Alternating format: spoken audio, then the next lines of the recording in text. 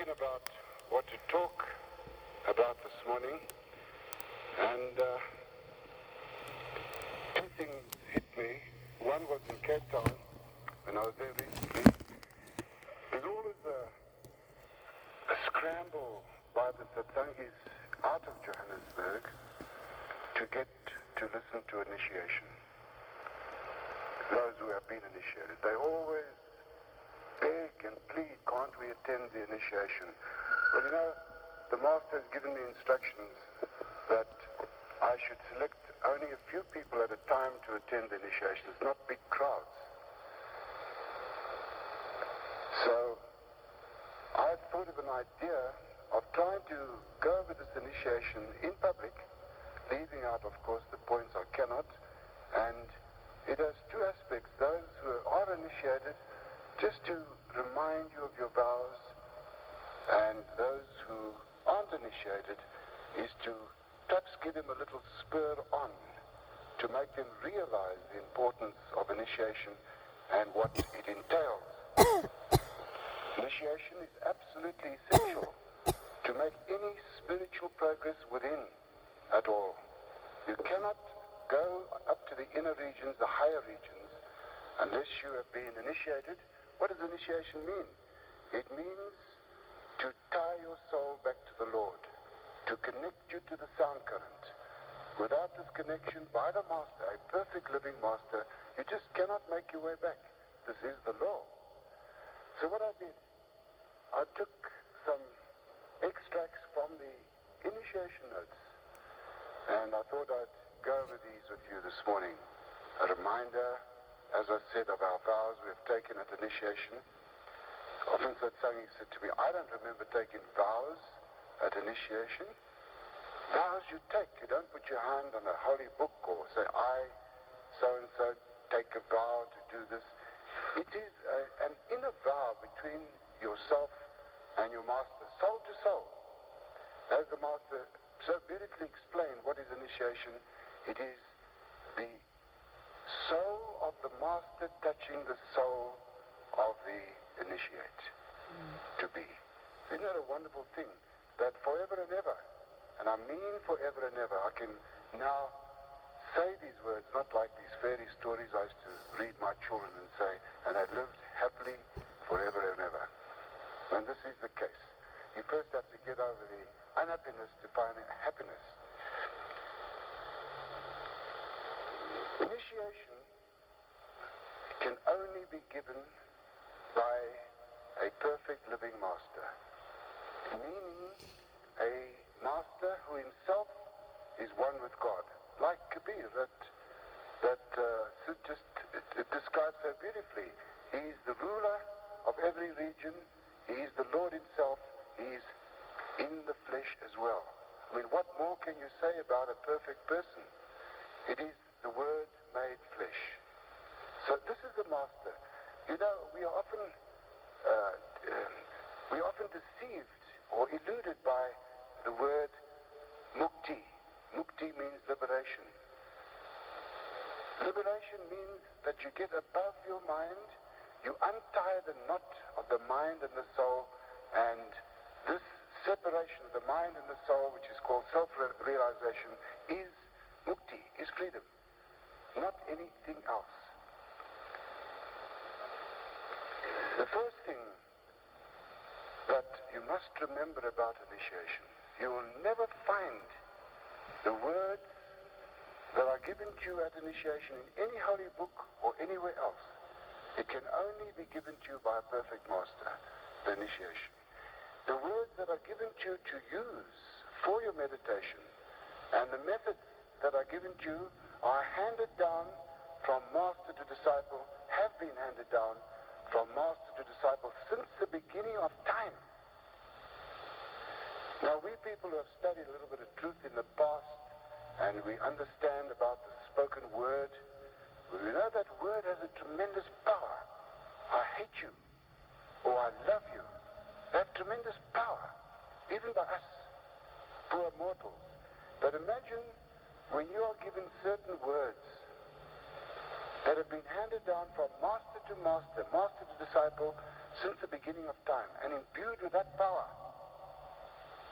You might have some idea then of the power of these words that are given to us at initiation. The Master once said, if you knew, I've said this from this platform before, if you knew how to use these words properly, if you knew how to use them with proper concentration, you could stand in the track of an oncoming train coming at 60 miles an hour and stop it with the words. Don't try it.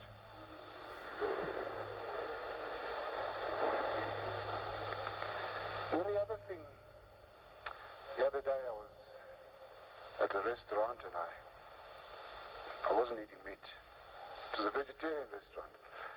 I was talking to a satsangi there, and she said to me, what's happened to the path? I said, what do you mean, what's happened to the path? She said, everyone seems to be struggling on the path, and so many are going off the path, and so many are going through suffering. What's happened to the path? So I said, there's nothing wrong with the path. The path is perfect. It's we poor people who complicate the path where all the trouble comes in. There's nothing wrong with the path. She said, well, I'm doing my meditation. I'm doing my duty. It's up to him to do his duty now, meaning the Master. I said, when you have that attitude of wanting something back for all you've got at your initiation, you'll get nothing. I said, the correct attitude is just to be thankful that you've been initiated. The Master himself has said, to be initiated is the greatest gift that can ever be given to a man or a woman. There's nothing greater. And then I had a young satsangi with me, and when we got into the car to leave, he said, I can't understand all these satsangis. He said, Sadhmat is just 4 principles. And that's all it is. It's 4 principles that is already given to you. And that is all Sadhmat is. I won't go over these principles again in great detail. First of all, or let's say I will go into them a little more than said, the eating of meat, fish, and eggs. Why is it that we have to be vegetarians? Well, man is what he eats. He becomes what he eats. It is said that it takes 7 years to become a vegetable. I mean, pure. Do you know when you're a vegetarian, the cells in your body actually change. And it takes 7 years for this whole process to take place. So if you're a vegetarian for 3 months, you're just not a vegetarian. It takes 7 years. Besides that, the karma attached to eating these things, the Master describes this very beautifully. He says, there's a law. Our law, if you kill a man, you might get hanged. If you kill an animal or pinch an animal, steal an animal, you might go to jail for a few weeks or be heavily fined. If you steal a hen, you might get also a small fine. If you pinch an apple, you might get hot words thrown. And you see the scale of punishment is there. So the same thing spiritually. If we take these things into our body, we have to pay the price. And as long as you are creating these debts, there is no escape. So when you get initiated, the reason we have to become vegetarians is that we have to start somewhere on the path. It's such a lofty path. But as lofty as it is, you've got to start somewhere. So we approach life, in this life, from the time of initiation or from 3 months before, with the minimum amount of debt by eating vegetables and fruit and nuts and dairy products. I say the minimum amount of debt because even taking vegetables, you do take on a little bit of debt because they are life. But with the meditation, we are able to eliminate this automatically, this very little debt that we have.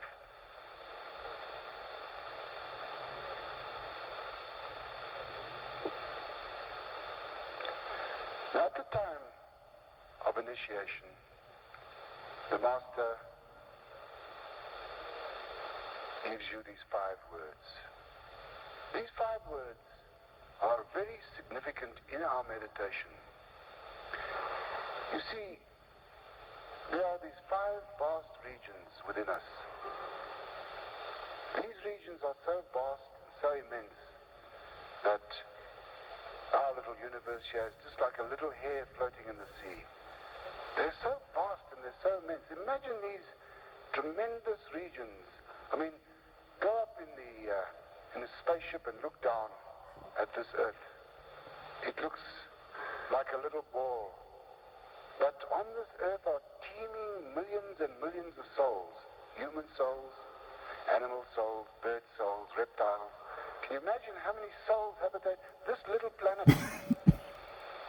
I mean, we count the human souls. We don't count the animal souls. There are 8,400,000 species of life on this earth alone. And in each species there's millions of souls.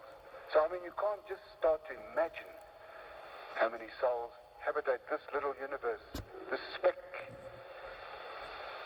in the universe, this earth. So imagine now these vast inner regions.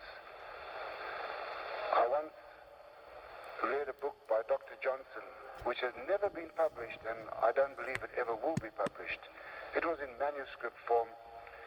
I might have told you about this, that Dr. Smith, who is the master's representative in Switzerland, he was given this manuscript by Dr. Julian Johnson about 60, 70 years ago, and said, get this published one day. And he forgot all about it. He put it in his cupboard and forgot all about it. And just recently, 5, 6, 7 years ago, he brought this to the Dera.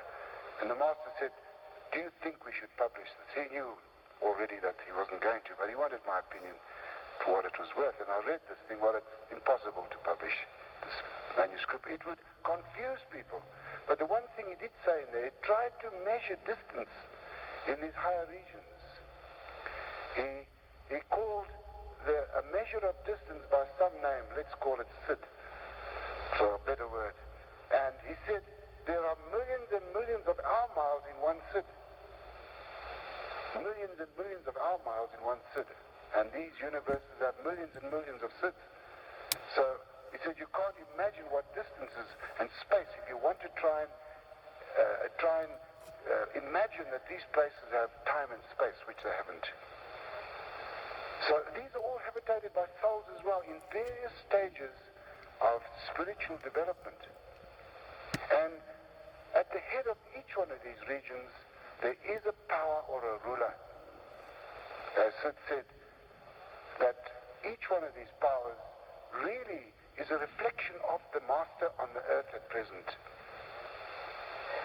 Each one of these, the master has given a name. Now, we know at our stage, we've got to use words. We've got to have thoughts. So we've got to have something to function by. So the master gave each one of these rulers a name. And the power of that ruler is put into that name. So when we repeat these words, we get a type of movement in our mind that is progressive, a progressive movement of repetition, which brings us up to the point of concentration here, by the repetition of these words. Now, if I gave you these words, or Sid, or anyone else, they would work as well. You would get a form of concentration, you would get a form of happiness, but no form of attachment. What does that word attachment mean? It means that these words, the function of these words, is to take you from the body, concentrating here, and when it reaches here, if I gave it to you, or Sid, or anyone else besides the master, you would reach that point.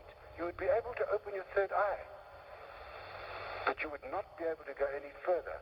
The attachment is where the master attaches the soul to the sound current.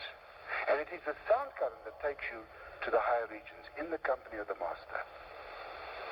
So you see, these words, besides helping you concentrate and purifying the mind, have also a means of protection on the inner regions.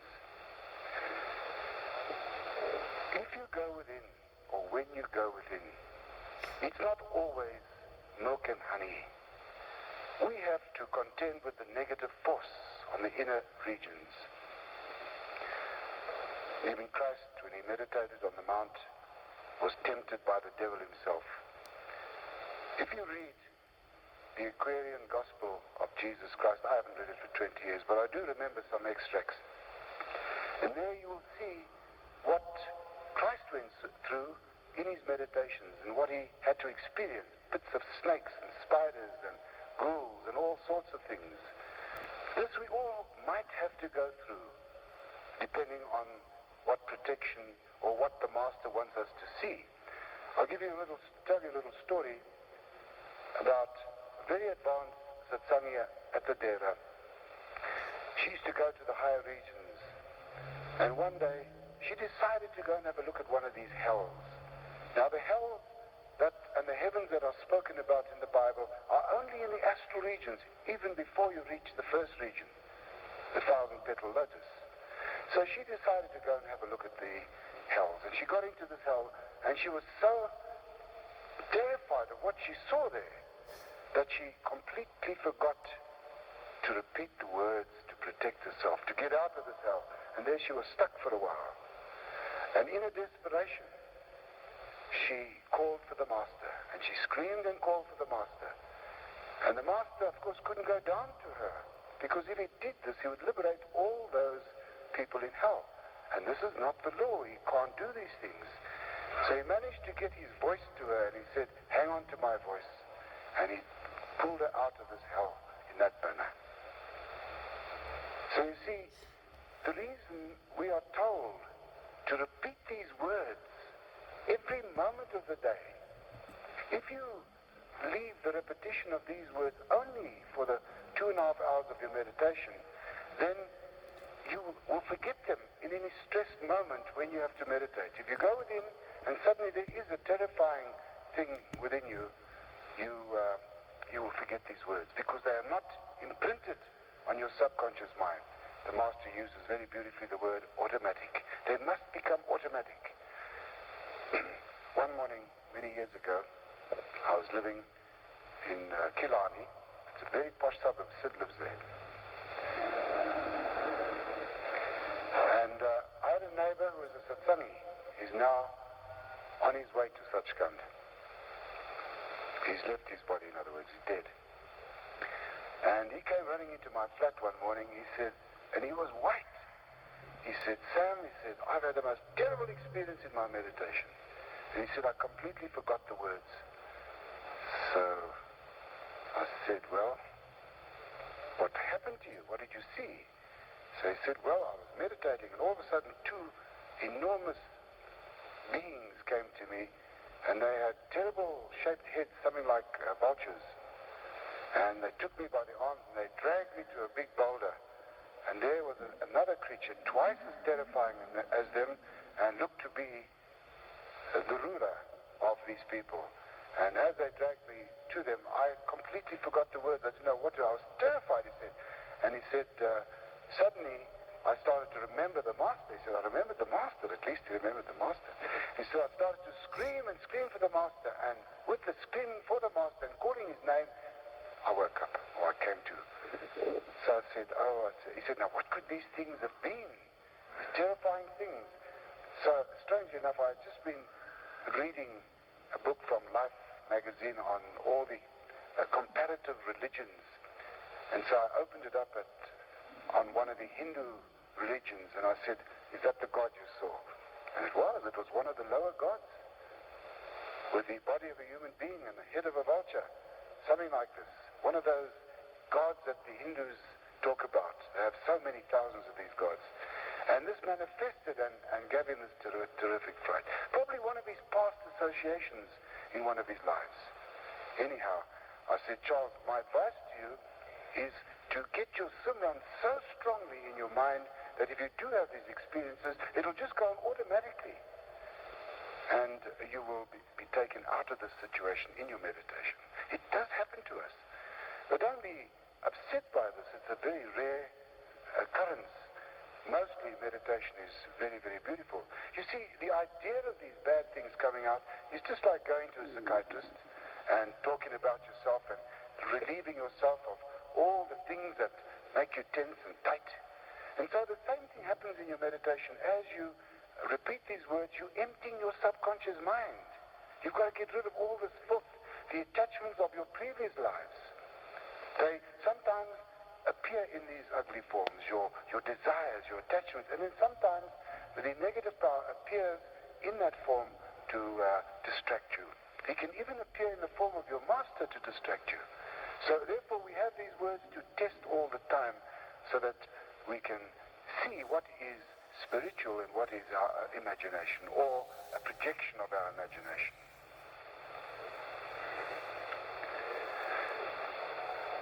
The idea of leading a moral life need not be gone into, or at times perhaps one should go into it very, very carefully, is that it has so many facets. And I think there's so many ways of approaching this. It's no good me walking around with my shirt back to front so that the front part looks like a priest's collar and have an aura of holiness about me if my mind is seething with all sorts of hatreds and criticisms and desires. So the moral life starts right in the seeds of your mind. And it's quite amazing, to watch this mind, how it revolts in its turmoil, in wanting to be obsessed with these terrible desires and thoughts. And I think perhaps a few of you, if you might agree with me, I know it's happened to me, not once, many times, right in front of the master, when I'm standing in front of the master, and there is this great one there, and I have these desires and thoughts. And I know that he knows that these thoughts are going on in my head. It's really devastating to have this happen to you. So if it happens to you while you're right in front of the master, what chance have we got to suppress or to purify these thoughts? It is the Simran, the repetition of these words, and the attempt to listen to the sound that is so important every day of our lives. When Sid said that there's no forgiving when you sin against the Holy Ghost, it means that when you do not do your meditation, you've lost that day completely. You can never make it up. And that one day of missing your meditation might determine birth or rebirth. That one day of missing your meditation. That's what he means when it's unforgivable. You might have to be born again.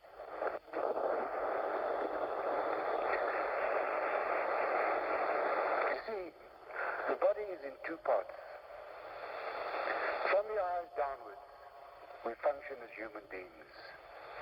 It is through the eyes, the ears, the nose, the mouth, and the lower apertures, the Master calls these the 9 doors leading into this world, that we function as human beings.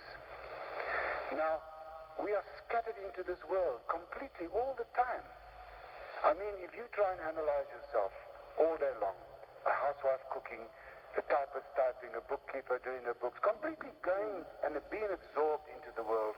Whatever you do, you're absorbed in the world. The few times you remember your Simran doesn't really count to balance this, unless you take every spare moment and put it into your Simran. Now, from the eyes upwards, there is the temple of God. The expression that is often used in holy books, that the Lord resideth in your heart. It's not the heart here. This is one of the lower chakras of the body. The heart of the body is here.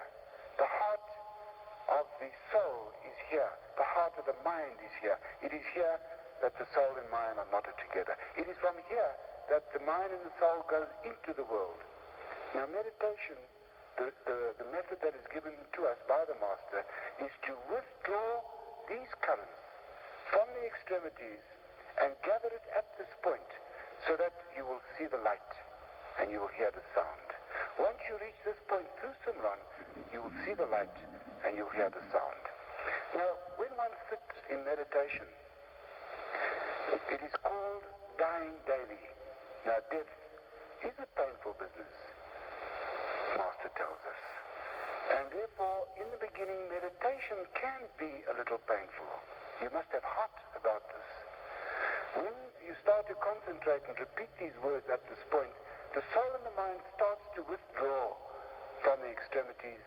certain pain, like pins and needles and numbness, is felt in the feet and the legs and the thighs and the arms. And as the consciousness starts to rise up the trunk, one experiences certain sensations at these chakras, these lower parts of the body. The other schools of yoga teach you to concentrate on these chakras and go within. There, this is very dangerous. It is not meant for our time and age. This is something of the past, many thousands of years ago. We are told that these great yogis that did this type of concentration and meditation lived hundreds and hundreds of years. They were able to extend their lives much more than we are able today, the normal 70. So Swamiji, who was the first master to give the simplified form, through this form of Simran and listening to the sound, we are able to go past these chakras, bypass them, so to speak, but get a certain sensation as we go past.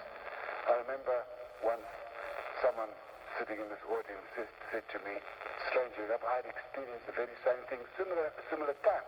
He said, I was concentrating one day here, and suddenly I saw a tremendous flash of light shoot out of my stomach. So I said, well, I won't mention his name. I said, you happened to just pass that chakra, and you saw the light coming from that chakra. Each one of these lower chakras has light and sound as well, but they are the reflection of the truth. So when you do pass them, as this chap did and went inside and saw this horrible thing, there is always a danger there if you don't keep your concentration constantly at this point. You've got to keep it there all the time. I have a confession to make. I went to a movie last night instead of going to satsang. I'll tell you how it happened. I wanted to go to a movie last week, and I booked the wrong seats.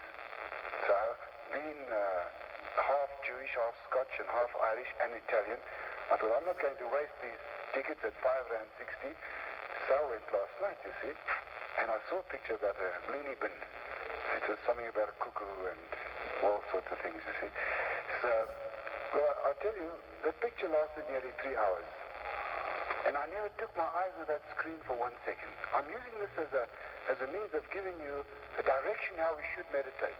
For nearly 3 hours or 2.5 hours, I had my attention fixed on that screen, completely merged in what was going on that screen. Do you see what I'm getting at? Now, your meditation should have the same fixed attention. The Master says, imagine that your forehead is a screen, a cinema screen, and you must now project your thought currents onto that screen with complete attention. What are your thoughts? What are your thought currents? Those 5 words. These are the thought currents. So as you project these 5 words onto the cinema screen of your forehead, and you keep your attention there, you cannot fail to be merged into what you are going to see there. You will see it. And it's just like a cinema screen.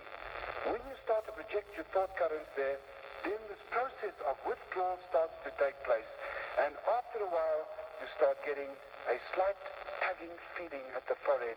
This means that the soul and the mind is being concentrated at this point of your body. And you are starting to go in. You're starting to look within yourself. And you'll see flashes of light. You'll see faces. You'll see all sorts of things that I've already described. Ugly things, beautiful things. These things are, as I said, just a projection. You have to go past them. You have to get past the astral regions. These astral regions are so vast as well. And we have to do this on our own. Therein lies the danger of not having your Simran. That you have to pass through these regions. These regions might take you quite a long time to traverse. I say traverse because go back to Julian Johnson. He tried to talk of these inner regions as space. You do get the feeling that you are traveling through space and time. You can meditate for 5 minutes. And you can traverse these astral regions and you look at your watch 5 minutes. And to you, it seemed like you've been there for hours and hours and hours. There's no time and space. You have that impression. Same as a dream. When you dream, you sometimes dream long periods of time. And it might have been 5 minutes that you've been dreaming. So you have to cross these astral regions, the sun, the moon, and the stars. The impression you sometimes get is being up in the heavens, starry sky, and I think perhaps quite a few Satsangs have experienced this already. And when you're in the starry sky, you will see one star that is particularly bright. When you do see this is the star to concentrate on. When you concentrate on that star, it gets bigger and bigger. And it seems to attack you, and you seem to go through the star with tremendous speed, and it bursts. And as it bursts, so you go into the next astral universe. You see the sun and the moon and the stars. And it is only after crossing these vast astral suns, moons, and stars that you start to see the radiant form of the Master. This is now considered the beginning of the path of Sanskrit. When you talk to these great souls in India, and they say to you, oh, I suppose you finished your course of Simran, haven't you? How long have you been initiated? 15 years, 20 years, 7 years? Oh, well, you must have finished your Simran. You must have passed the astral regions, the sun, the moon, and the stars, and have met the Master inside. And you say, no. They look at you in puzzlement. They say, you haven't? You've been initiated so many years, and you haven't crossed the starry skies, you haven't seen the Master inside? They can't believe it. Because these people are very advanced. They can't sort of put themselves in our position. But here we are struggling along because of the environment we're living in, because of all the things that drag us down in this world, our duties, our desires that obsess us, this little mind of ours that wants to run after and hanker after all the things of this world. You know, I've always had the desire to go to the Master and say, you know, Master, you know, I like women, and I like food, and I like all the good things, a nice suit, and a lovely Jag car, and all the things. They're lovely, nice things, you know. Now, I know of these things. I know of the value of these things. They attract my mind. Please just show me one thing inside. Show me your face inside. And let me feel the radiance and the love, that type of love that comes from you. And let me then make my comparisons. But don't let me stay in the dark like this. I've never had the courage to ask him this. Plus, one of you, when you go to India, you try it. Then, please, just let me see this thing so that I can make my comparisons. But somehow or other, it's not his way. He wants us to struggle along in the darkness. And then, when we do get the reward, this reward will be so great. And he once said to, I think it was Leslie, he said to her, she said, I've been meditating for 15 years now, never even seen a spot of light. So he said, sister, if you did go within now and saw these beautiful things inside, he said, you'll never be able to do my work, and you've got a lot of work. You see? So perhaps that's the reason we people who are so involved in our karmas have still to wait till the karmas are lighter before we can go within and experience these things. But as Leslie said there last Sunday night, every time you meditate, this is accredited to your account, and it is the barter coin. Without the barter of meditation, you can't make any progress on the inner planes. It is that barter that might, as I've already said, be the deciding factor whether you must have another birth or not.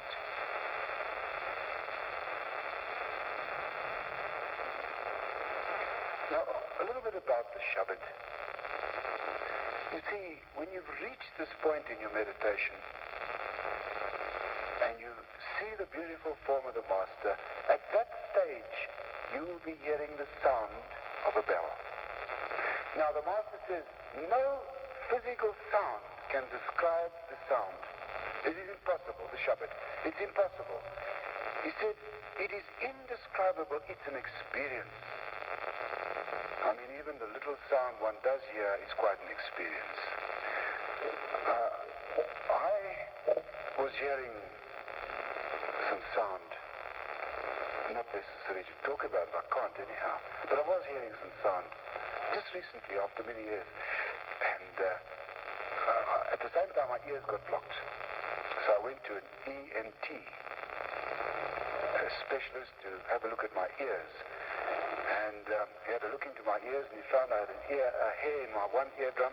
He pulled it out, and it was a fantastic relief to have that hair pulled off my ear. Then he looked in the other one, and he found a big blob of wax, you see. And he pulled that out, and my God, I could hear again. I was fine, you see. Now, what worried me was it through the wax bursting on my ears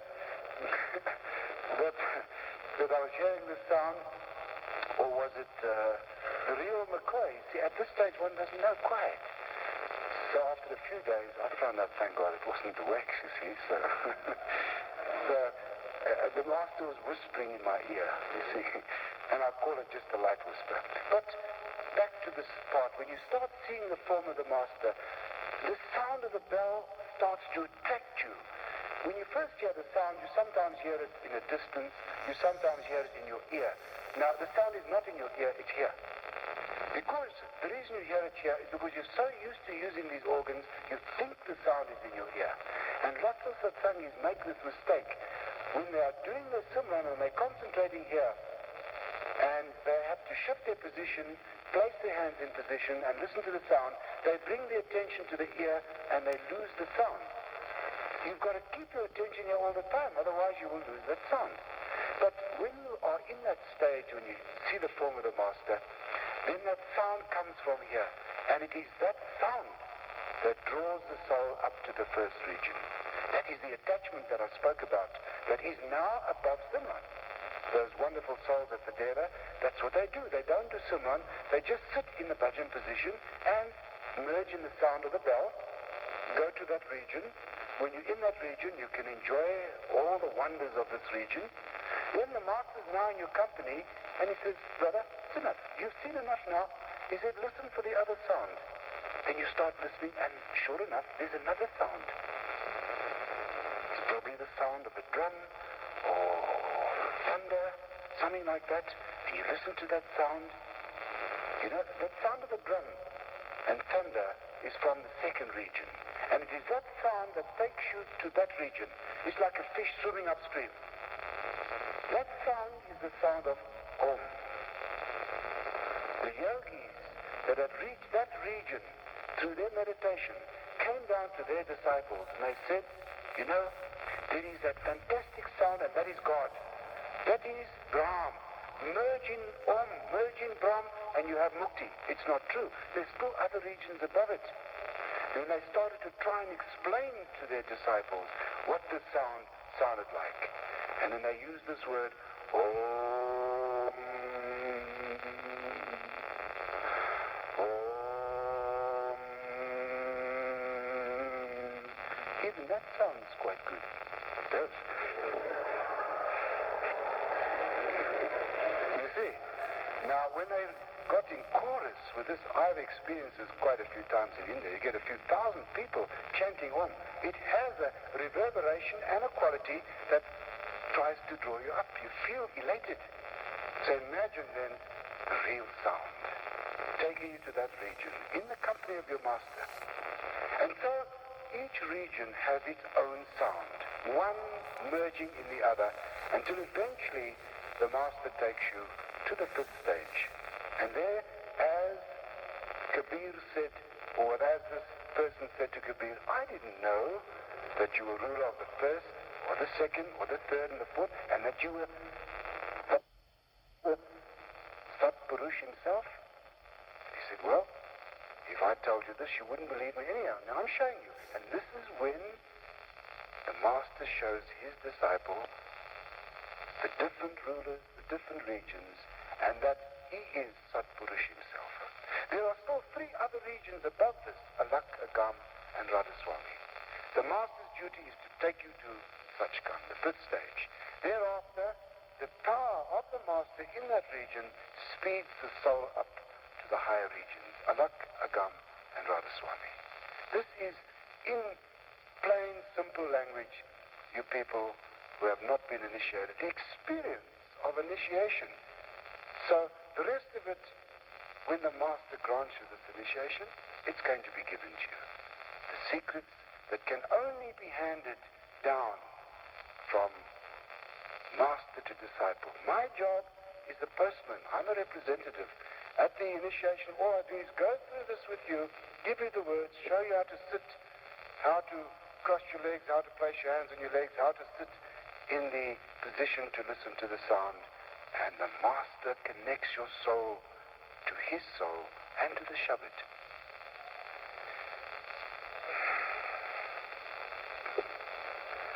And lastly, in the initiation, the Master gives us some very nice, simple instructions. He says that we must now realize we are satsangis, and that we have to be examples in every way. Now that we are satsangis, people in the world are going to look at us, whoever we are, and they are going to judge us against the Master. If you do something wrong, they're not going to say, oh, look at him doing that wrong. They're going to say, what sort of a master have you got? Look at that person, the way they conduct in themselves. It's their master. He can't be any good. He can't be a perfect master. Just look at these people. They call themselves satsangis. The way they criticize, the way they carry on. So he says, example is always better than precept. I remember once, years ago, and I'll never forget this. We went to listen to a satsang by a very lovely Swami. He gave a beautiful satsang, in my opinion. And I heard, as I came out, satsangis saying, we know a lot more than him. And believe me, they didn't. I heard this with my own ears. Isn't that bad for us to say things like that? We should be humble in the fact that we have a master. Humility is when you appreciate what you've got and you really feel that you are nothing on this earth. And that it's all the Master that is doing this. You are nothing. Not even one speck of dirt off his feet. That's us. And if we could get this, then we are being good examples and will walk in the world and people will be drawn from us and then say, what have you got that I want? And it is the meditation that does this.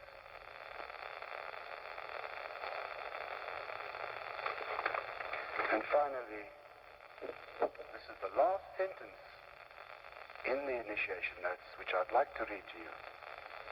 The Master says, this is the path of love. You must not be exclusive or repel people by your attitude or your ego, or look upon yourself as a superior being. He says, love transforms, love purifies, love redeems, love confers immortality and eternal bliss. To such a path, therefore, love and love alone is all that matters. Radha Swami.